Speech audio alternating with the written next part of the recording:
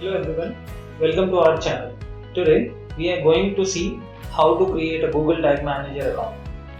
So how to create it, there are few steps that we need to follow. I'm going to walk you through the same. Okay. So first of all, you have to open your web browser.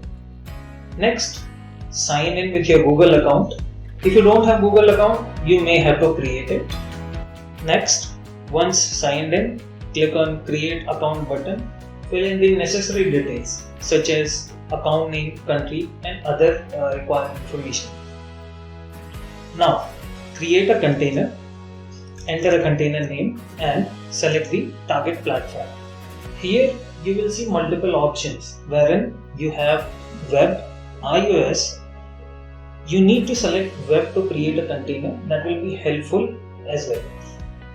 Now, once you click on proceed, you will have to select some necessary options wherein review and accept Google Tag Manager terms of services by clicking yes on the prompt. And that's it. You have successfully created Google Tag Manager account. Start adding and managing tags on your own. Thank you for watching. Don't forget to like, subscribe and follow our channel. Thank you.